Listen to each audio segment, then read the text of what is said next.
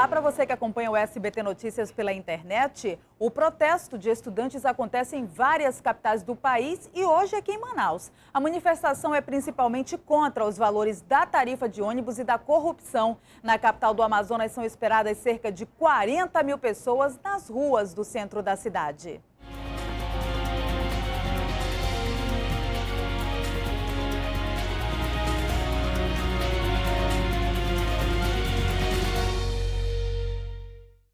O convite é feito pela internet, nas redes sociais. Através do Facebook, muitos amigos já me falaram. A concentração vai ser às 5 horas da tarde desta quinta-feira na Praça da Matriz, no centro de Manaus. Os organizadores esperam que 40 mil pessoas participem da manifestação. 3 mil policiais devem fazer a segurança durante o protesto. Nesta quarta-feira, a APM divulgou que dos 3 mil policiais, 300 são do batalhão de choque. E eles podem ser acionados caso o manifesto não seja pacífico. A legislação permite, nós, como agentes da lei, temos que estar preparados para uma certa situação que possa fugir o controle, para que não se chegue a utilizar outro tipo de materiais, como munição química, por exemplo, munição de borracha, deixar em último caso essas situações. O Corpo de Bombeiros também vai estar com um efetivo maior. 400 homens vão ficar de plantão nos quartéis. A Ordem dos Advogados do Brasil também vai disponibilizar 20 advogados caso alguém precise de apoio jurídico. No trânsito, o itinerário dos ônibus deve sofrer mudanças. De repente, não, nós vamos pela Constantino Neri, os ônibus todos serão desviados para João Batista. Então isso está traçado, as empresas estão conscientes, a nossa fiscalização já foi avisada como tem que proceder, tanto do Manaus Trânsito como da SMTU. 42 fiscais da SMTU vão estar espalhados pelo centro da capital. Os protestos são realizados em todo o país por uma melhor qualidade de vida e contra a corrupção no Brasil. O objetivo da manifestação é ser pacífica. E deixo o recado aqui para as pessoas que estão mal intencionadas que não venham à manifestação, pois é uma manifestação pacífica em que a população quer demonstrar o seu descontentamento com a política atual no país. Pois é, por causa do protesto vai haver mudanças não só no transporte, mas também no funcionamento das escolas e do comércio. Quem nos traz os detalhes é Larissa Santiago. Clima tranquilo ainda, né, Larissa? Bom dia.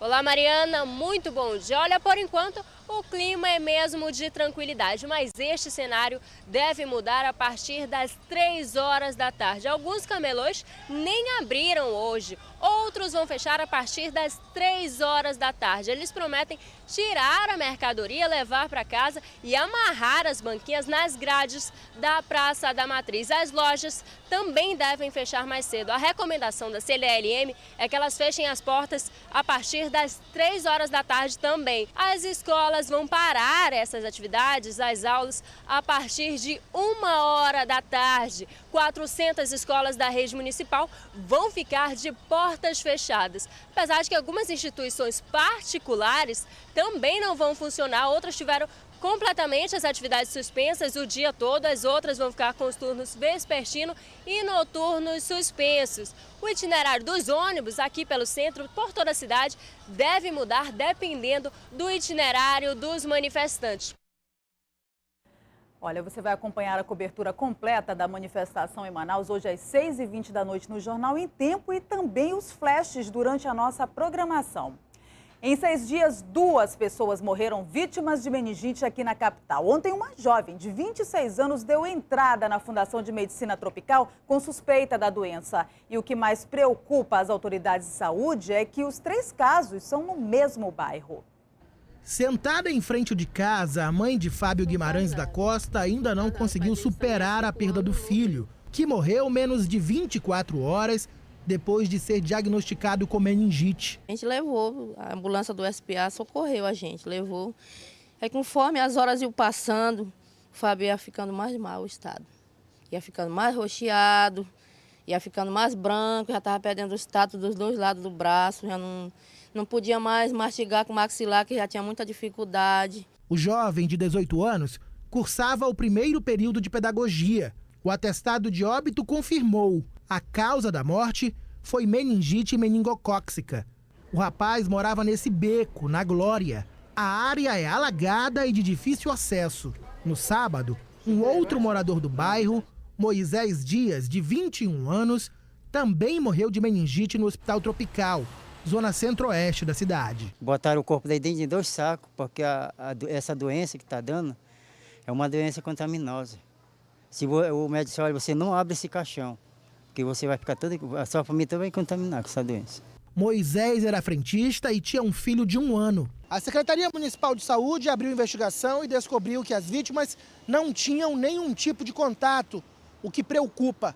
A Censa recomenda aos moradores da área que procurem uma unidade básica de saúde ao sentirem os sintomas de qualquer doença, inclusive de uma simples gripe. Que sentirem mal de alguma questão de garganta, de febre, de alguma coisa, procura um médico e já ao chegar ao médico fala que teve relação com esses 2 casos de meningite, que o médico saberá dar o diagnóstico e encaminhar devidamente. Nesta quarta-feira, uma jovem de 26 anos que mora próximo às casas de Fábio e Moisés também deu entrada no Hospital Tropical com sintomas da doença. Ela está com muita febre, dor de cabeça, dor no pescoço e dor nas costas.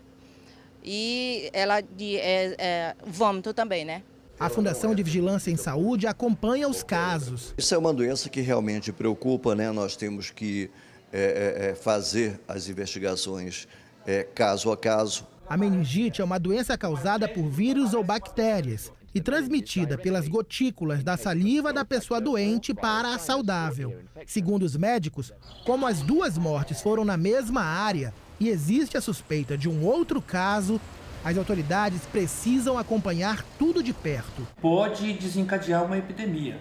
Então essa é a preocupação.